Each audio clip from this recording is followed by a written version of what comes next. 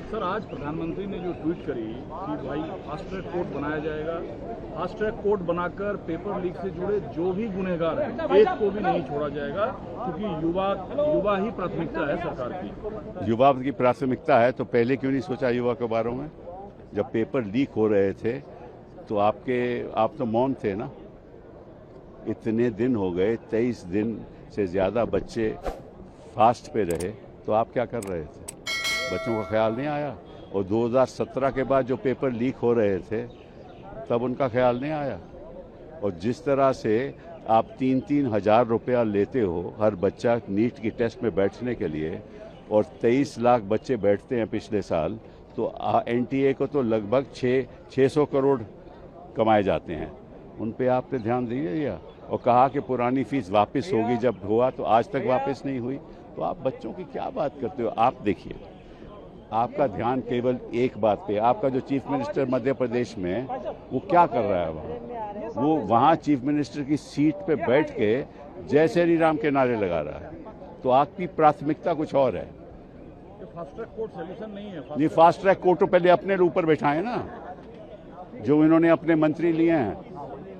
Fast track पहले उनके बैठाएं जो असंवैधानिक है। जो इन्होंने अपनी पार्टी में लोग लिए हैं, फास्ट ट्रैक कोर्ट उन पे बैठाएं जिनके ऊपर आरोप थे, तो इन्होंने अपनी पार्टी में ले लिए। पहले तो फिर आप मानेंगे ना कि वाकई में प्रधानमंत्री चिंतित है। बट यूं ही गतिरोध बना रहा तो सदन कैसे फंक्शन होगा? अरे ये बताओ कि गतिरोध की वजह क्या है? क्या बात वजह है ये? ना गतिरोध की वजह ये खुद इनका तो केवल एक एजेंडा है इस देश में, वो हिंदू मुस्लिम का है। इन्होंने पिछले 2014 के बाद शिक्षा की कभी बात की कभी शिक्षा की बात बोला सदन में कि शिक्षा के बारे में चर्चा करें? बोला कभी भाषण में शिक्षा के बारे में बात की? मतलब कि अरिथमेटिक की बात करते हैं कि 7 और 1 8 और 2 और 6 8, इससे कोई शिक्षित नहीं हो जाता। तो मैं प्रधानमंत्री जी से आग्रह करूंगा, देश के भविष्य के बारे में सोचिए, अपने भविष्य के बारे में सोचना बंद कीजिए। सर, आज प्रधानमंत्री ने जो ट्वीट करी कि भाई फास्ट ट्रैक कोर्ट बनाया जाएगा, फास्ट ट्रैक कोर्ट बनाकर पेपर लीक से जुड़े जो भी गुनहगार हैं एक को भी नहीं छोड़ा जाएगा, क्योंकि युवा ही प्राथमिकता है सरकार की। युवा की प्राथमिकता है तो पहले क्यों नहीं सोचा युवा के बारे में? जब पेपर लीक हो रहे थे तो आप तो मौन थे ना। इतने दिन हो गए, 23 दिन से ज़्यादा बच्चे फास्ट पे रहे, तो आप क्या कर रहे थे? बच्चों का ख्याल नहीं आया। और 2017 के बाद जो पेपर लीक हो रहे थे तब उनका ख्याल नहीं आया। और जिस तरह से आप 3-3 हज़ार रुपया लेते हो हर बच्चा नीट की टेस्ट में बैठने के लिए, और 23 लाख बच्चे बैठते हैं पिछले साल, तो एनटीए को तो लगभग 600 करोड़ कमाए जाते हैं। उन पे आपने ध्यान दिया और कहा कि पुरानी फीस वापस होगी, जब हुआ तो आज तक वापस नहीं हुई।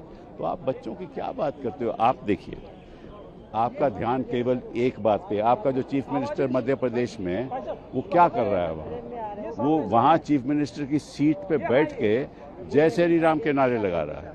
तो आपकी प्राथमिकता कुछ और है।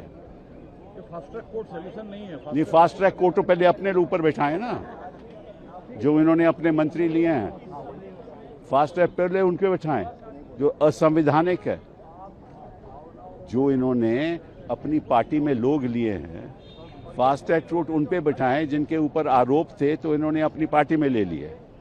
पहले तो फिर आप मानेंगे ना कि वाकई में प्रधानमंत्री चिंतित है। बट यूं ही गतिरोध बना रहा तो सदन कैसे फंक्शन होगा? अरे ये बताओ कि गतिरोध की वजह क्या है? क्या बात वजह है ये? ना गतिरोध की वजह ये खुद इनका तो केवल एक एजेंडा है इस देश में, वो हिंदू मुस्लिम का है। इन्होंने पिछले 2014 के बाद शिक्षा की कभी बात की कभी शिक्षा की बात बोला सदन में कि शिक्षा के बारे में चर्चा करें? बोला कभी भाषण में शिक्षा के बारे में बात की? मतलब कि अरिथमेटिक की बात करते हैं कि 7 और 1 8 और 2 और 6 8, इससे कोई शिक्षित नहीं हो जाता। तो मैं प्रधानमंत्री जी से आग्रह करूंगा, देश के भविष्य के बारे में सोचिए, अपने भविष्य के बारे में सोचना बंद कीजिए।